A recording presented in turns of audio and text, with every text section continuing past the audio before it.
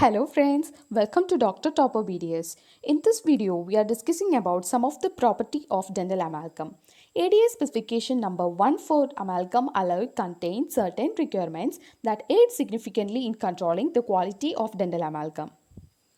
In this lecture, we are going to discuss about some property of amalgam like strength, dimensional change, creep and flow, tarnish and corrosion, and finally the self-sealing ability. Before that, don't forget to subscribe our channel. Moving to the first property, that is strength. Dental amalgam is strong in compression and weak in tension and shear. So, it has very strong compressive strength and weak tensile strength. The next property, that is dimensional change. Amalgam may expand or contract depending on its manipulation. That is, excessive contraction can lead to microleakage sensitivity and secondary caries, whereas excessive expansion can produce pressure on pulp and post-operative sensitivity. Next we have property, that is creep. Creep is the time-dependent plastic deformation under static or dynamic load. If we are giving a constant stress, then the creep developed is referred as static creep.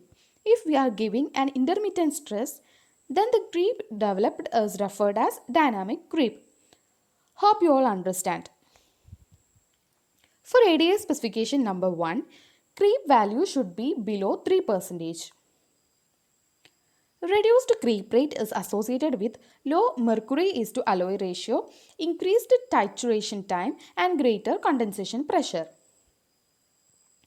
Next we have flow. Flow refers to the deformation that occurs during setting of amalgam. Greater the flow, greater the chances of restoration to fail. Moving to the next topic, that is tarnish and corrosion. Tarnish is the surface discoloration on a metallic surface without any loss of structure. The factors related to acid tarnish and corrosion are high residual mercury, surface texture, small scratches and exposed voids, contact of dissimilar metals like gold and amalgam. And it is high in patients having sulfur diet. Moisture contamination during condensation affect the restoration to produce tarnish and corrosion. It is noted that low copper amalgam is more susceptible than high copper amalgam for tarnish and corrosion. Next property, that is self-sealing. Small amount of leakage under amalgam restoration is unique. If the restoration is properly inserted, leakage decreases as the restoration ages in months. This is due to the formation of corrosion products. This corrosion product is formed in the tooth restoration interface.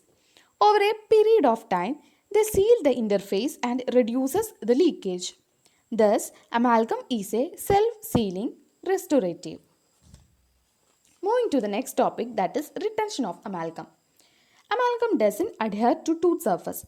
Retention of amalgam obtained through a mechanical locking. There is no chemical bonds in the case of amalgam. This mechanical locking is achieved by proper cavity designs. Additional retention is needed, can be obtained by placing pins within the cavity. Here we completed our lectures. Hope you all understood. Thanks for watching.